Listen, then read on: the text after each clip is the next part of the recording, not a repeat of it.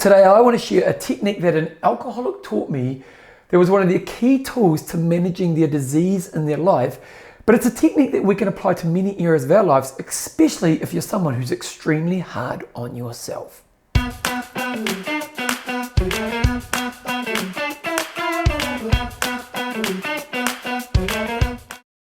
So I have somebody in my life who's been an alcoholic for a very, very long period in their life, and they've done very well to manage their disease.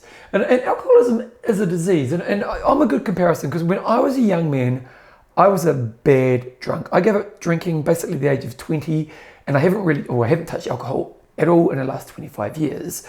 But when I gave up drinking alcohol, from that moment forward, I never think about drinking alcohol. Like seriously, there hasn't been a day really in these last 25 years where I've thought to myself, I want to have a drink, I need a drink. I'm kind of black and white. As soon as I stopped drinking, I closed the door to it, and it's kind of that thought disappeared from my life. And I remember one day talking to this person in my life who's an alcoholic, and they talked about how I said to them, do you ever think about drinking? And they said, yeah, Bevan, I think about it pretty much every day of my life. Like every day of this person's life. And this person gave up years and years ago. The thought of drinking alcohol is present in their life. And to me, that's the difference between someone like myself, who was just a bad drunk who needed to get out of my life, and someone who's got the alcoholic disease. The alcoholic disease is something that you'll have to learn to manage for the rest of your life. And as I was talking to this person, I was because I'm always interested in behavior change. And I think people who have behavior change around a big thing like alcoholism can teach us some really important tools and how to be successful in behavior change in all areas of our lives. And I was talking to this person about, because once they said that to me, I was kind of fascinated. Wow, every day you kind of got this thought of, I'd love to have a drink. And I said to them, how did you learn to manage that? And they said that when they first tried to give up drinking, they would judge themselves for having the thought of, I need to drink. So they might, throughout the day just think to themselves, I need to have a drink.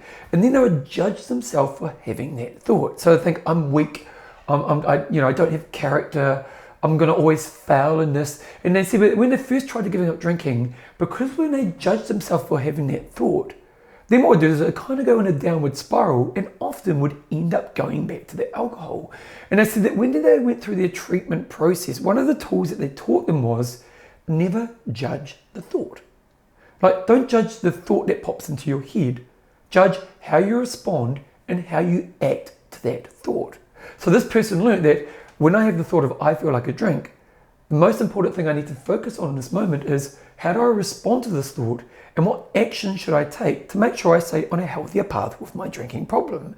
And obviously this person was a rock star at this because they had stayed away from alcohol for years and years of their life, even though every day they thought about drinking alcohol. Like, it's quite mind-blowing when you think about it, isn't it? Like, imagine if every day you had an area of your life where temptation was tough, but then you learned how to manage it. And this technique this person talked about is a really important technique to understand. Don't judge the thought, judge how you respond to the thought. Now, alcoholism is a pretty challenging disease that people have to work through, but many people will do this judge the thought thing in their life in a way that's detrimental for them.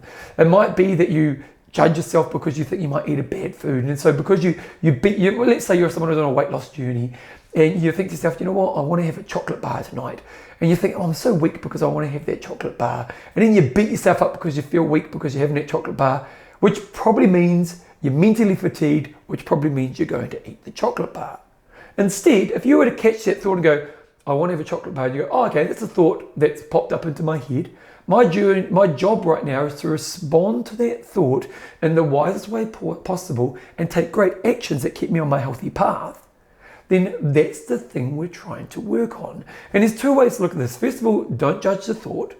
Secondly, how do you respond to the thought? And ultimately, I think this is a management journey. So what you're looking to do in this moment is you're looking to manage how you can stay on the actions that are keeping you in the place that you want to be or are heading you towards the direction that you want to be going in your life. Now, as you think about this, you might have the higher level problems like that person in my life. It might be a disease around an addiction, or it might just be an area of your life where you're being too hard on yourself by judging the thought, which often leads to you making worse actions in that area. What are those areas for you? And how can you see the next time when that thought pops into your head, your job is to go, don't judge the thought, think about the actions I can take that would keep me on a better path, and then take those actions. Interestingly, over time, you'll learn that the thoughts are just a thought. It's all it is. And it doesn't have to affect the pathway from that moment forward. And as I reflect upon the person in my life who stayed away from alcohol for years and years and years, even though the thoughts in their head pretty much every day of their life, this has been one of their keys to their success. So I think it'd be pretty powerful for you as well. If you enjoy my pieces and you want to bring exercise into your life, you need to check out my book, I Will Make You Passionate About Exercise. This book is designed to be a step-by-step journey that teaches you the right lessons and experiences to guide bringing exercise into your life, not just for a moment, but where you get to the place where you have a long-term love of exercise. So you get fitter, you get healthier, you have great stress releases, and you feel amazing about yourself. This book has been hugely successful, getting to the top 10 in the world for health and fitness books. So if it's time for you to bring health and fitness into your life, go to Passion About Exercise, click on the link, go through the process, and you can be starting your journey of finding your love for exercise really soon.